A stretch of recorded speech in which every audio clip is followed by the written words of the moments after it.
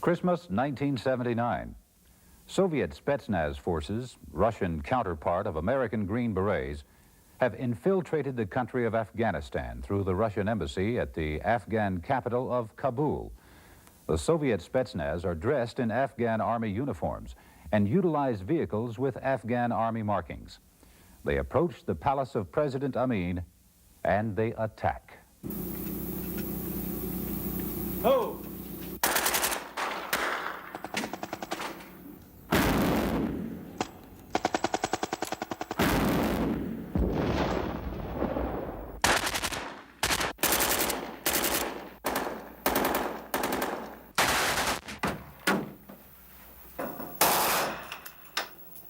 The president and everyone inside the palace was killed. Immediately, President Kemal was installed. Immediately, he called for Soviet aid. Immediately, Soviet armor moved into Afghanistan. Immediately, Soviet paratroopers landed at the airport. Afghanistan was no longer free. Albania, Yugoslavia, Bulgaria, Romania, Hungary, Poland, Czechoslovakia, East Germany, North Korea, China, North Vietnam, Guinea, Republic of Congo, Algeria, Tanzania, Central African Republic, South Vietnam, Cambodia, Laos, Cuba, Afghanistan. Never has a nation under communist rule become a free democracy. There are many kinds of war. The total war, which most Americans know as World War II, is but an almost pleasant memory. It was clear. The enemy was open. The issues were precise. The issues were firm.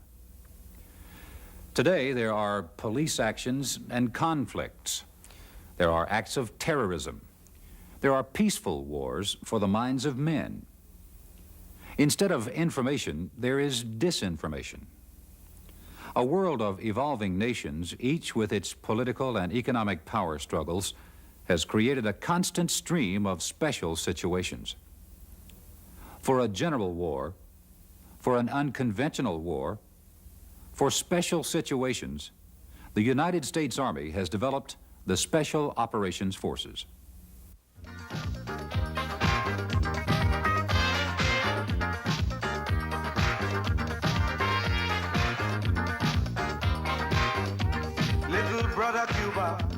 Tie up Grenada, then Tara by administrative sector. Interrogation, assassination. That is why Grenada singing God Bless America. Tell the Russians we are making jokes. Communism for us can work. We the people of the Caribbean are used to freedom. Absolutely, I used to freedom. Absolutely free. Good morning. I'm Captain Kaufman, assigned to the 5th Special Forces Group, and I command the basic unit of Special Forces, the A Detachment. 54 A detachments comprise the Special Forces Group, with an authorized strength of 1,200 officers and men. Special Forces Group consists of a headquarters and headquarters company, service company, military intelligence company, signal company, and 3 operational C detachments, also known as Special Forces battalions. Within each Special Forces battalion, there are 3 operational B detachments, also known as Special Forces companies, with 6 A detachments apiece. The missions of Special Forces are to conduct foreign internal defense, unconventional warfare operations, strategic reconnaissance, and strike operations in support of U.S. national objectives, military strategy in times of peace or war. Special Forces A detachments also conduct joint operations with our allied military units, whom we refer to as our counterpart forces. In order to accomplish these highly sensitive and important missions, Special Forces A detachments are language trained and area oriented.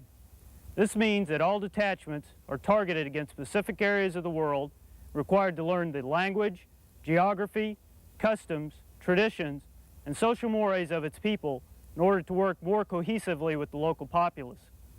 This time I'd like to introduce my detachment. It's been specially formed to show its composite language capability, military occupational skills. Each individual explained his duties and responsibilities, both in his foreign language specialty and in English. 我是支队指挥官，负责新员和管理支队。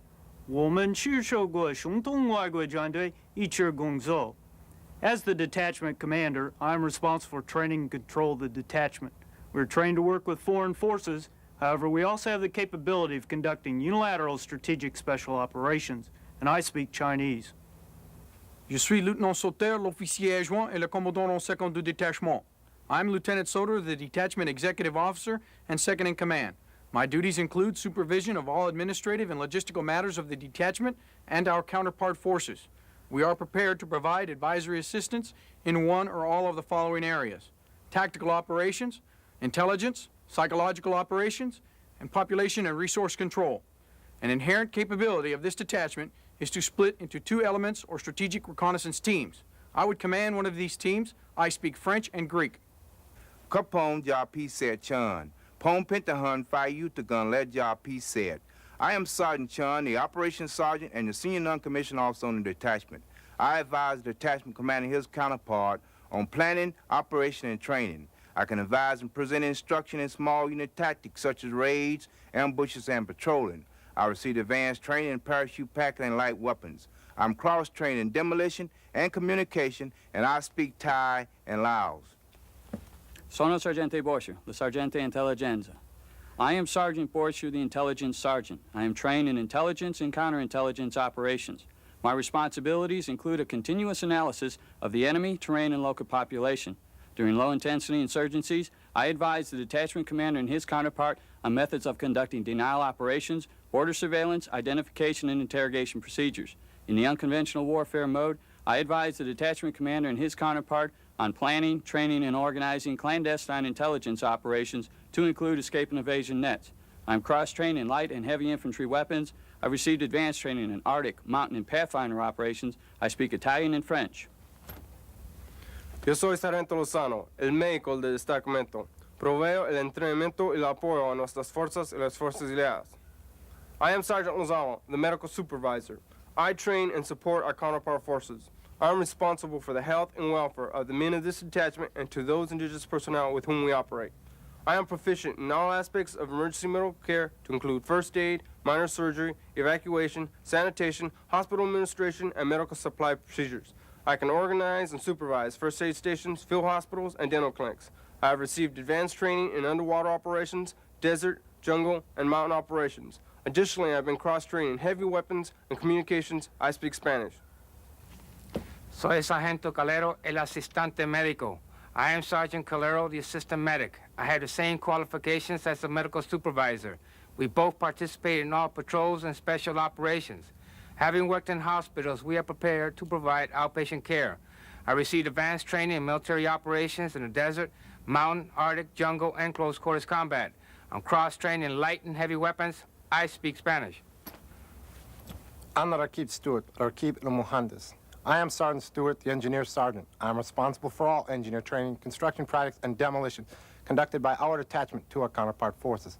I am trained in both American and foreign, mines, booby traps, and explosives. I received advanced training in mountain, desert, Arctic, urban, and ranger operations. I'm cross-trained in light infantry weapons. I speak Arabic. Bazar Sergeant Declamaker, Bazar Engineer Mukus. I'm Sergeant Declamaker, the Engineer Specialist. I have the same basic skills as the Engineer Sergeant. With the aid of explosives, we can destroy both natural and man-made obstacles. I've received advanced training in jungle operations. I'm cross-trained in light weapons. I speak Lingala, French, Flemish, and Afrikaans. I have a basic working knowledge in English language. Mein Sergeant Irvin Hun. Mein body Hatiron Kaagwa Hun. I am Sergeant Irvin, the heavy weapons leader. I'm responsible for all crew-served weapons training conducted by our detachment to counterpart forces. I am trained in both American and foreign crew-served weapons. I am also prepared to present instruction in small unit tactics. During peacetime, I assist in training civil disturbance and disaster relief forces. My cross-training and other skills permit me to work with local police and other security forces. I've received advanced training in military operations in the mountains, jungles, desert, ranger, and special operations. I'm cross-trained in demolitions. I speak Urdu. Ana Rakib Gregory, El Rakib al Eslihed El Khafifa. I am Sergeant Gregory, the light weapons leader. I am responsible for all individual light weapons training conducted within this detachment and to our counterpart forces. My duties and responsibilities are similar to those of the heavy weapons leader. In a military assistance role, I can provide training in survival, methods of instruction, and small unit tactics. I received advanced training in military free-fall parachuting and special operations and tactics. I'm cross-trained as a medic and in communications. I speak Arabic. Siak Sargento Boncayo, Supervisor de Radio Aparador. I am Sergeant Boncayo, the Radio Operator Supervisor. My duties include maintaining a secure communications link from my detachment in the field to higher headquarters. I'm also trained to maintain my own radio net, plus advise counterpart forces in radio, wire, visual communications, and crypto systems. I have received advanced training in Ranger and mountain operations. I am cross-trained in light and heavy weapons. I speak Ilocano and German. Ja, Sergeant McGinnis, Glavny Radist. I am Sergeant McGinnis, the Chief Radio Operator. I have the same basic skills as a Radio Operator Supervisor. I operate the detachment's radios during scheduled contacts to higher headquarters. I can train counterpart radio operators in radio telephone procedures and continuous wave transmissions. I have received advanced training in desert, mountain, and winter operations, in skiing, as a sniper, in special operations. I'm cross-trained in demolitions, and I speak Russian. Special Forces A detachments have been employed on numerous operations throughout the world. Since 1975, nearly 500 mobile training teams from Fort Bragg and other commands have been employed in 58 different countries. We are prepared to accomplish these and any assigned mission at any time. Inherent to Special Forces training is basic self-defense. Techniques we'll demonstrate here this morning may be used against small arms and improvised weapons. During the demonstration, pay particular attention to the knife edge of the hand, the elbows, knees, heel and toe of the boot. Demonstration will consist of escapes from the front and rear, the knife, pistol, and bayonet disarm.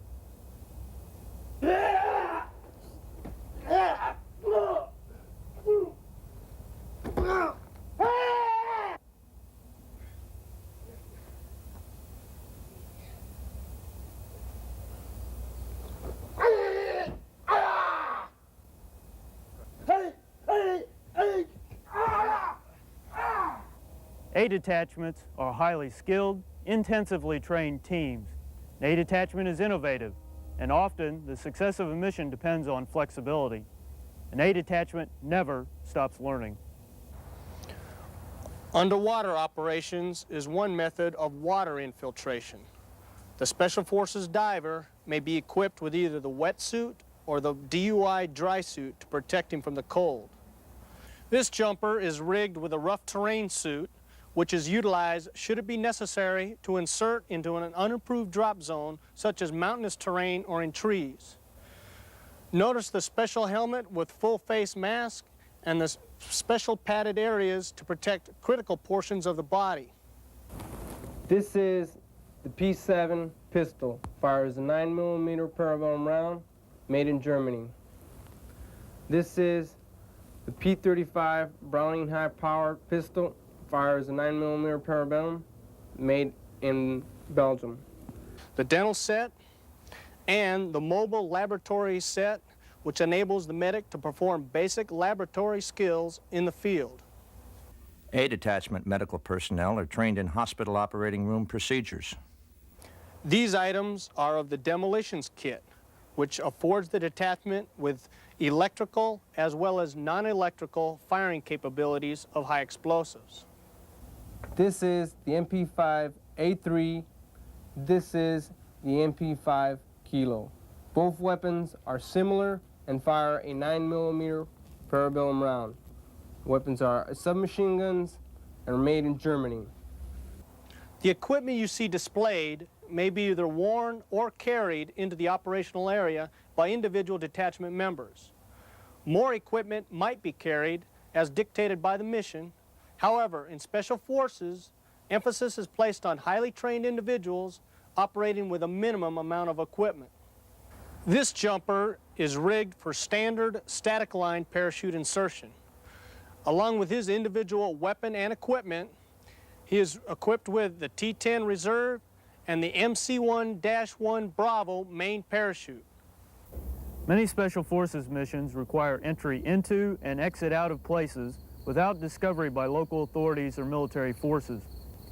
Waterborne operations include underwater demolitions, navigation, and swimming with open and closed breathing apparatus.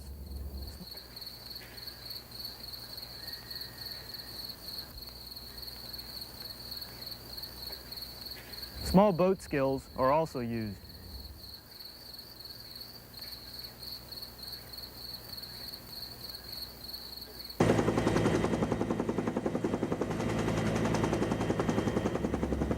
A detachments are highly experienced in air operations, whether it be a normal helicopter move forward,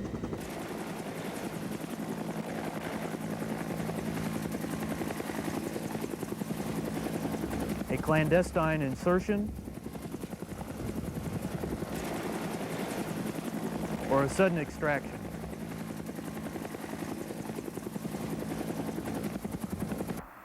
The United States Air Force often provides aircraft for Special Operations Forces.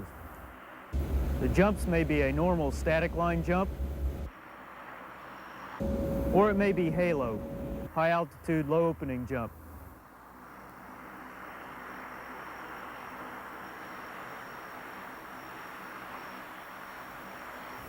A HALO jump often is employed on clandestine missions. The team exits at high altitude wearing oxygen mask and cold weather gear.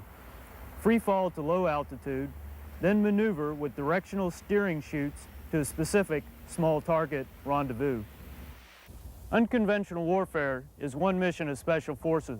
It may be conducted in remote, urban, or rural environments in times of peace or war.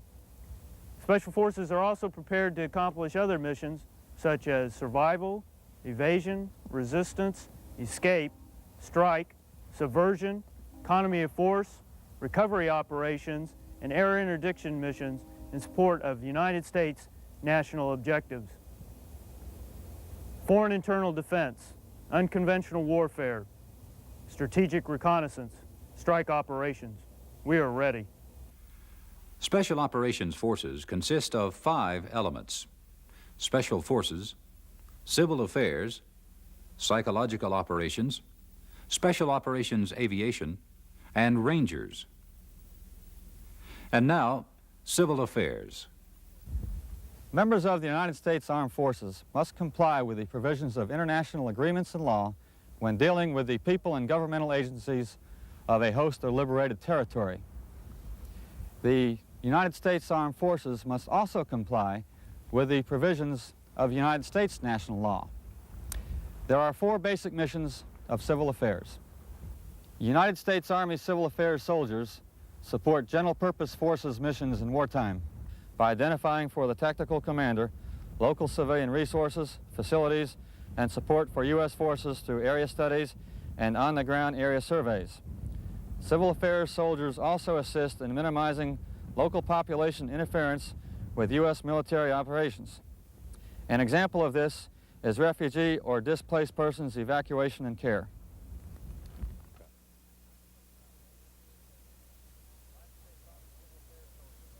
United States Army Civil Affairs soldiers support Special Operations Forces conducting foreign internal defense missions during peacetime and pre-crisis by training, advising, and assisting host nation military forces in mobilizing and motivating its citizens to assist their government and military forces. An example would be teaching host nation military forces how to plan, train for, and conduct civic action projects such as digging wells, road construction, and other such projects that will enhance the image of the host nation government and military forces in the eyes of the local citizens. United States Army Civil Affairs soldiers support Special Operations Forces in unconventional warfare missions by providing civil affairs analysis of the political, economic, and social vulnerabilities of the area of operations, and by giving training in this analysis to unconventional warfare units. An example of this assistance is a Civil Affairs EEI, or Essential Elements of Information briefing prior to a Special Operations Forces mission. I'm here to give you your CA portion of the brief Urgent Fury. In this AO, the language will generally not be a problem a majority of the population speaks English, even though they speak a Creole English, which is a French-based English, or you may hear some speaking with an Australian accent or a heavy British accent. United States Army Civil Affairs soldiers also support civil administration missions directed by the National Command Authority.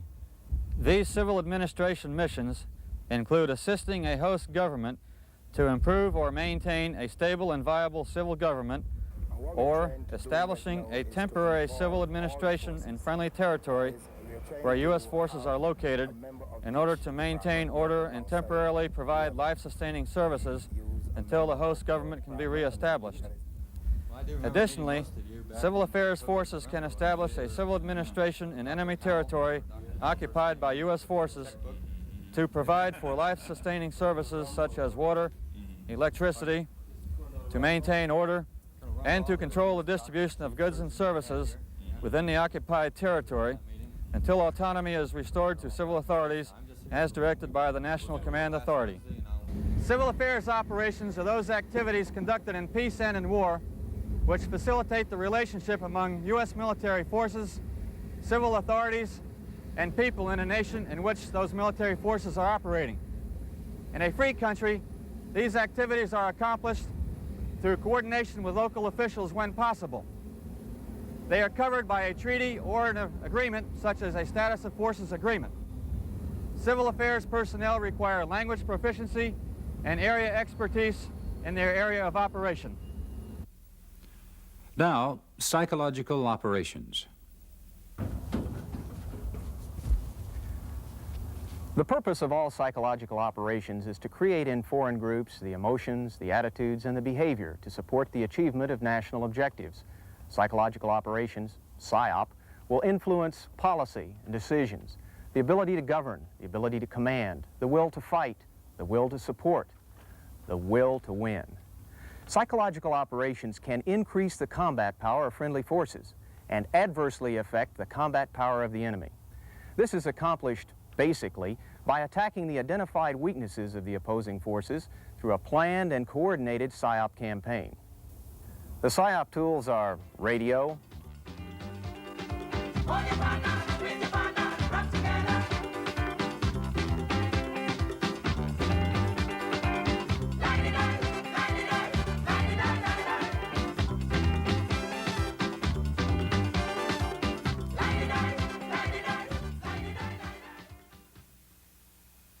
television, leaflets,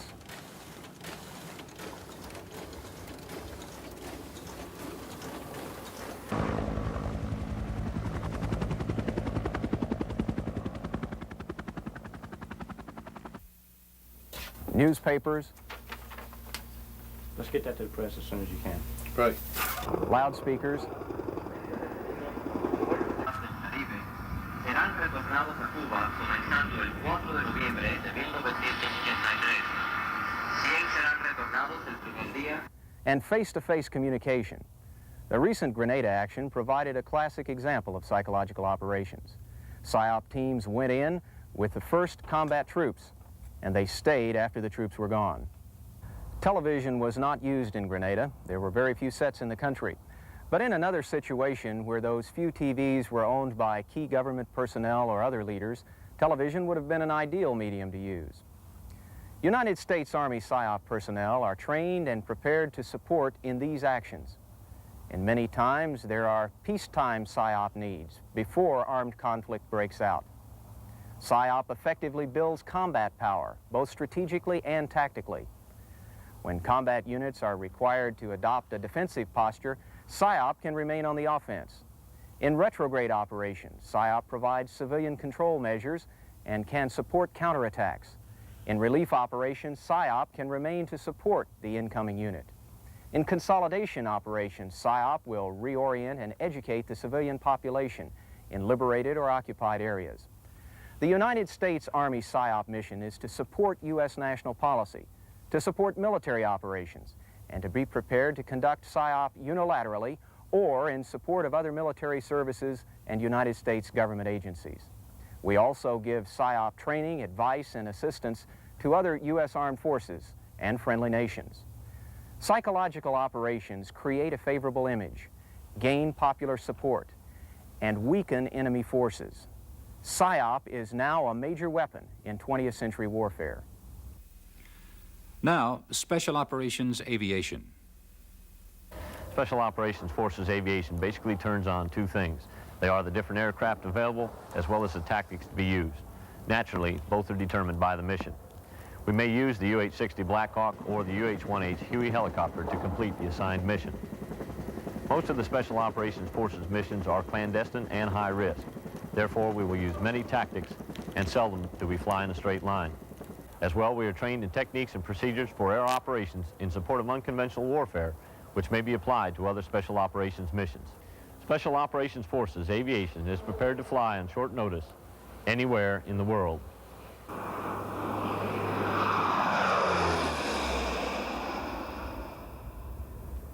The primary mission of the Military Airlift Command's Special Operations units is to support the Army's Special Operations Forces.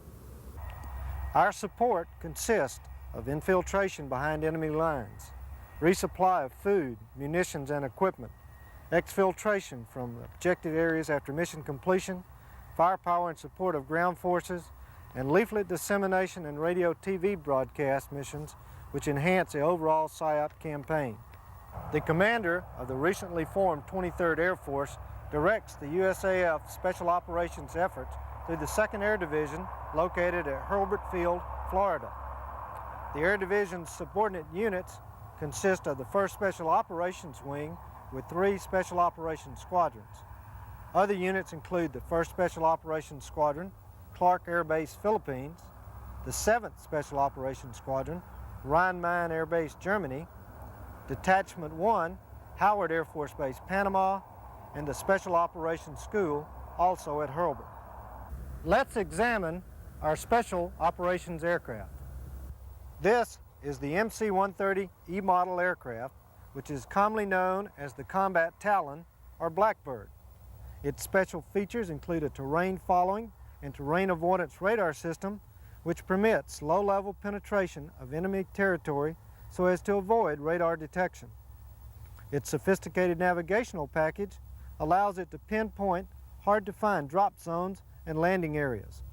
The Combat Talon can also exfiltrate forces from unimproved landing zones when they are available.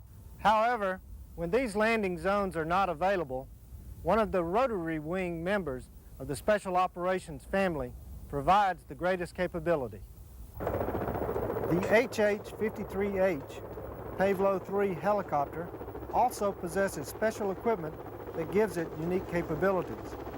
Its terrain-following, terrain-avoidance radar provides a night all-weather capability for long-range infiltration and exfiltration missions. The best source of firepower is the AC-130 gunship. The H models are flown by the active force, and the older A models are manned by the Air Force Reserves.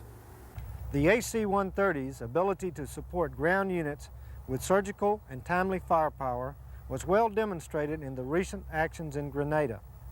The gunship can attack critical enemy positions without jeopardizing nearby civilians or causing unnecessary collateral damage.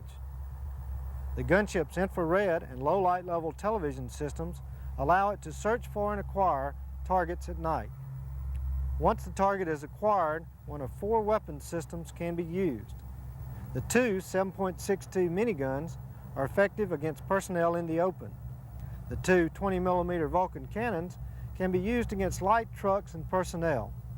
The 40mm cannon proved itself as a truck killer during the war in Vietnam, and the H model's 105mm cannon is effective against enemy bunkers, lightly armored vehicles, and personnel. Both the gunship and the Combat Talon are equipped with in-flight refueling capability to provide for longer range and increased station time. The United States Air Force Special Operations personnel and equipment can provide the support needed to get the job done.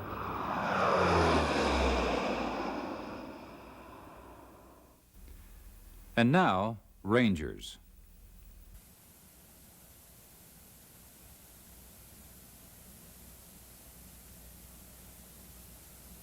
The primary mission of Ranger units is strike operations. This includes raids against high-value targets, interdiction of lines of communications, recovery operations of sensitive equipment or personnel, and any mission assigned by higher authority.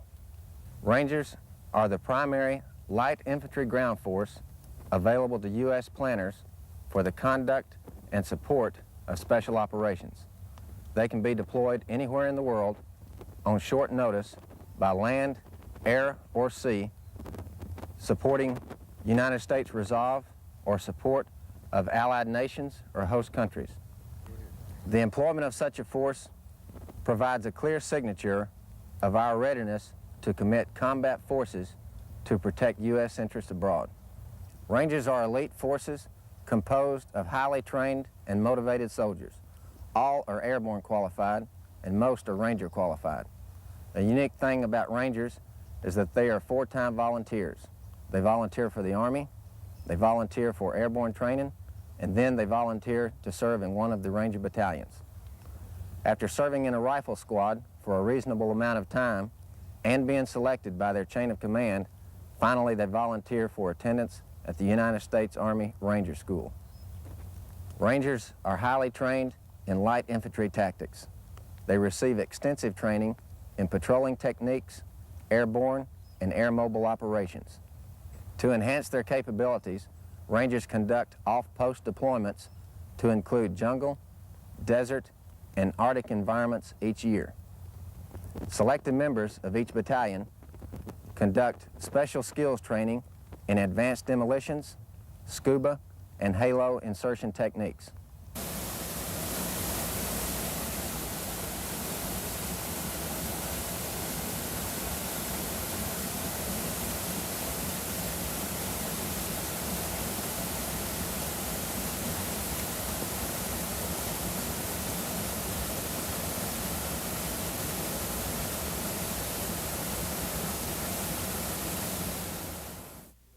Special Forces, Civil Affairs, Psychological Operations, Special Operations Aviation, Rangers.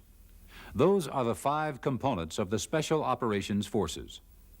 The 5th Special Forces Group is stationed at Fort Bragg, North Carolina, with 3 battalions.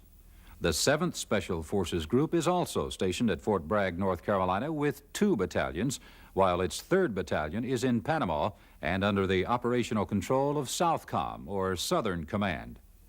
The 10th Special Forces Group is stationed at Fort Devens, Massachusetts, with 2 battalions and 1 battalion deployed to Germany and under the operational control of EUCOM, or the European Command.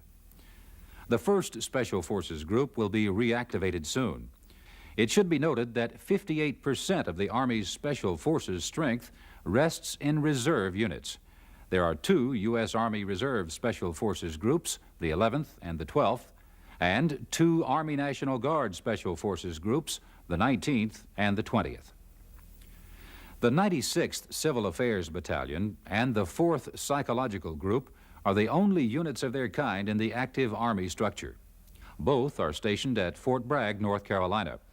About 99% of our civil affairs assets and about 80% of our PSYOP assets are in reserve components.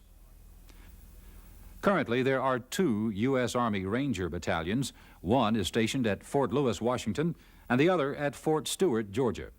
They, too, are a part of the Special Operations Command. Plans are currently underway to expand Ranger forces. Special Operations Forces function under many varied command and control arrangements. The exact structure is determined by the assigned mission, tasks, and the requirements of the commander. Let me show you some fairly typical S.O.F. command and control situations. Usually there is a Special Operations Command headquarters. The S.O.C. is a joint headquarters with staff representatives from all U.S. unconventional warfare forces, as well as non-military agencies, and includes its own combat service support elements. An S.O.C. may be formed to satisfy UW requirements. It is subordinate to an area unified command, and usually it is a semi-permanent arrangement. The Special Forces operating base is a command post type arrangement formed and operated by the Special Forces groups from organic and attached resources. It is the focal point for operational, administrative, logistical, and communication support functions. To extend the span of control of the SFOB when distances involved preclude effective command or support of deployed operational elements, a forward operating base may be deployed. The organization and function of the FOB will vary with the mission, duration, and scope of operations, and security, communication, administrative, and logistical support requirements. For example, it may operate as an intermediate command and control base, a forward launch recovery site, or a radio relay site. The unconventional warfare operating area is where the Special Operations Forces perform their mission. Now, let me put them all together in 7 of the most common relationships for Special Operations Forces. The most common relationship for the Special Forces operating base is to direct all operations in the UWOA. It provides command, control, administrative, and logistical support for all its detachments in the UWOA, as well as those awaiting deployment at the SFOB.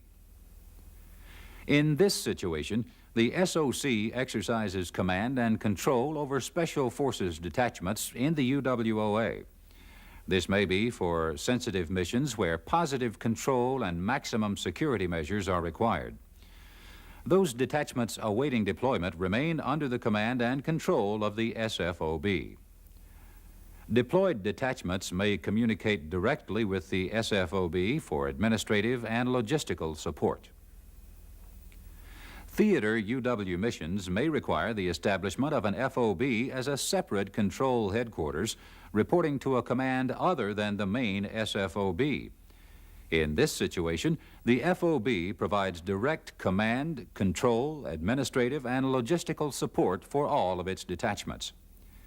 The FOB coordinates with the SFOB for operational, administrative, and logistical support as required. An FOB may be established as an intermediate control headquarters to extend the span of control, support, or communications of the SFOB. The Special Forces Group has the organic assets to establish 2 forward operating bases. In this situation, the FOB may be employed using a subordinate FOB to further extend its span of control, support, or communication. In this situation, a core area of intelligence interest encompasses the UWOA, although UW operations are beyond the core areas of influence. U.S. UW forces are intended primarily to support the theater or unified command, and the majority of intelligence information gathered by UW forces is of interest to and for use by these commands. The sensitive nature of UW operations requires adherence to principles of compartmentation and strict security. Intelligence flow would follow existing lines of command and control, with appropriate information being passed to the Corps commander by the theater or unified commander. However, an SF liaison party may be provided by the SFOB to support the Corps headquarters at this time. The SF liaison party stays abreast of activities within the UWOA and informs the Corps commander and staff. It makes continuing reports on matters within the scope of its mission, keeps appropriate records, and advises the Corps commander of reports sent back to the SFOB. In particular, it ensures the timely flow of intelligence from the UWOA through the SFOB to the liaison party at Corps headquarters. Communications and operational security are essential to the survivability of UW forces in the UWOA, and therefore only critical essential elements of information, or EEI requirements, should be selected for collection by Special Forces elements. The SFOB retains command and control and provides administrative and logistical support to the operational detachments in the UWOA. During this situation, a core area of influence closes on the UWOA and operations of either conventional ground forces or UW forces impact directly on the other. This may dictate passage of operational control of appropriate UW forces to the conventional commander. Close coordination and a rapid, timely flow of intelligence information must be maintained between UW and conventional forces. At this time, a Special Forces Liaison Party is normally provided by the SFOB to the Corps headquarters. The Liaison Party can provide the conventional commander with intelligence of interest, assistance in link-up planning and passage of operational control of UW forces, and advice on Special Forces employment during and after link-up.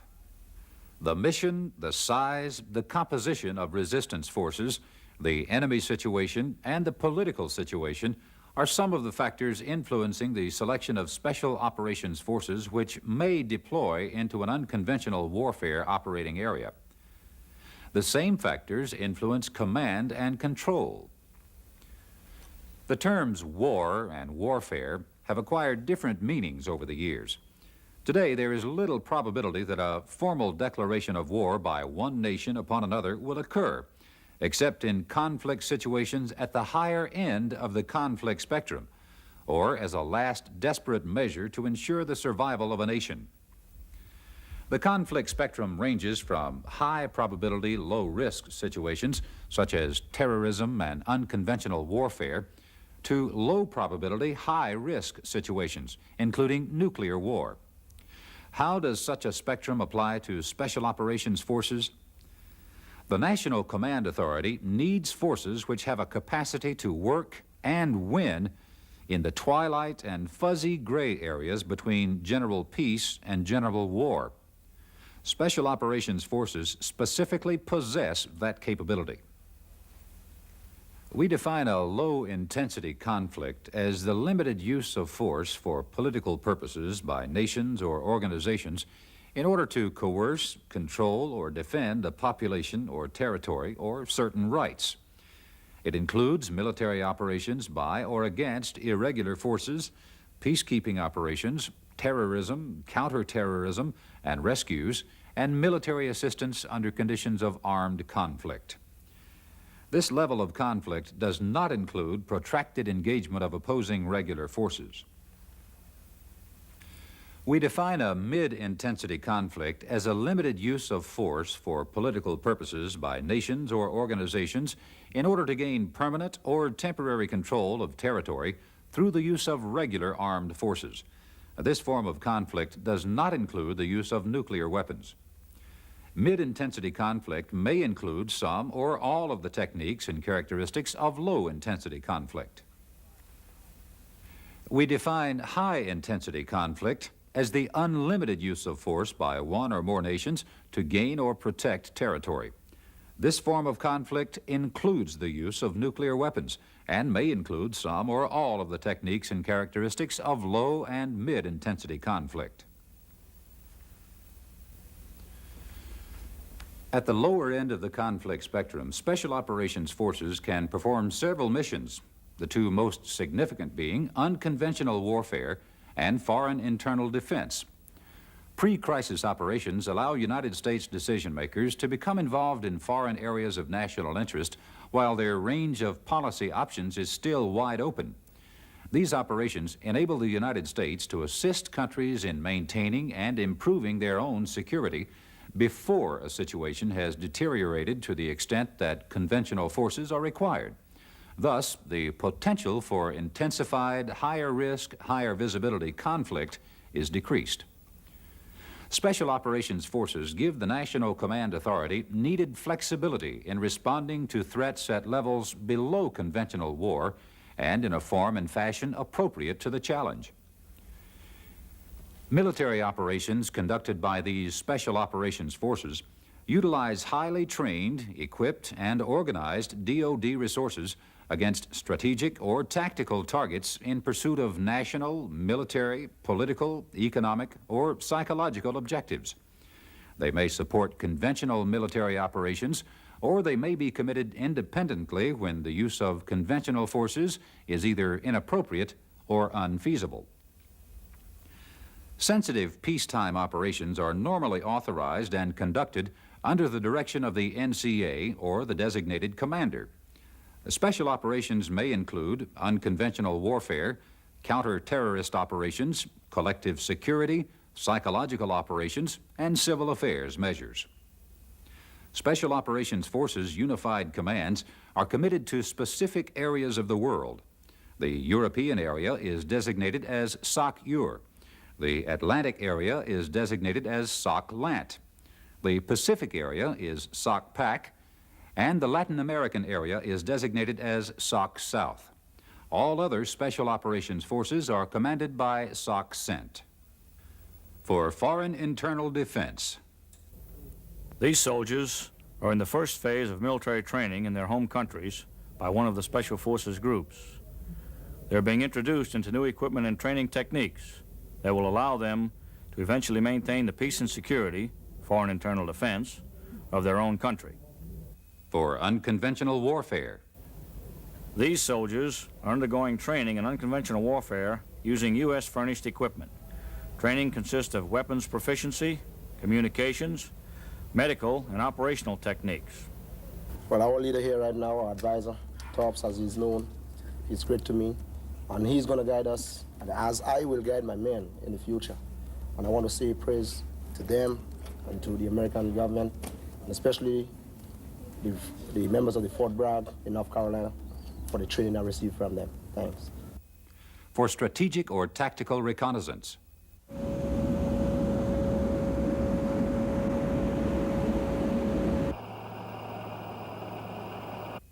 For strike.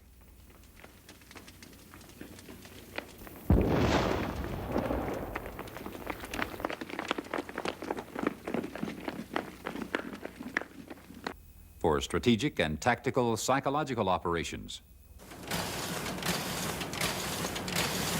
Cualquier cubano todavía en el país. For civil affairs operations.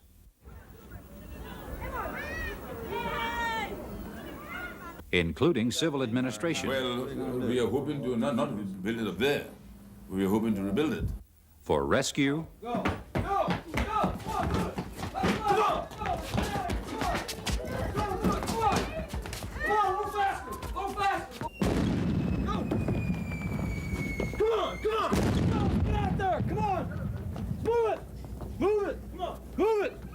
Go! Let's go! For evacuation.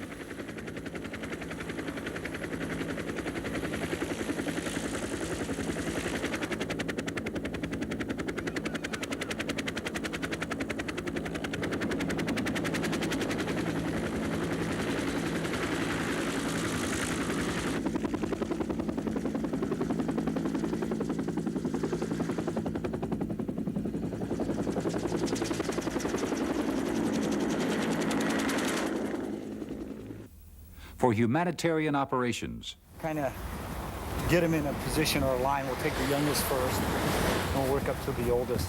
Okay. Okay, I want you to put this in your mouth and chew it up, okay?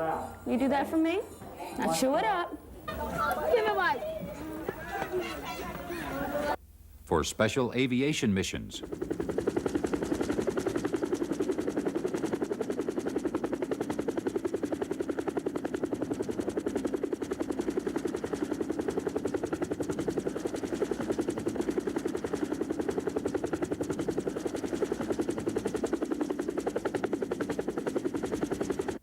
For sabotage.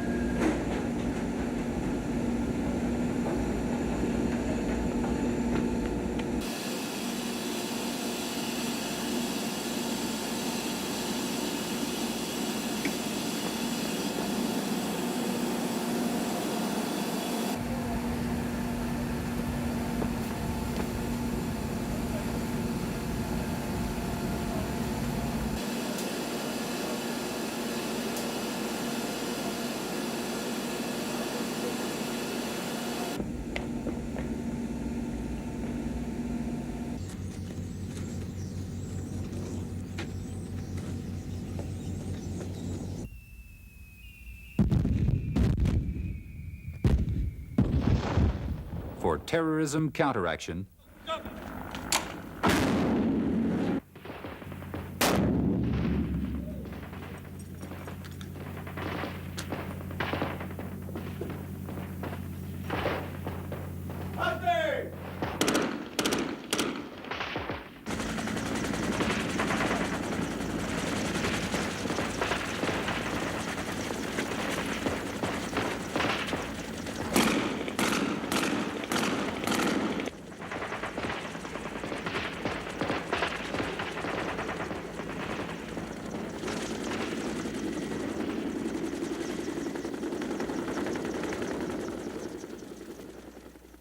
Special Operation Forces are ready.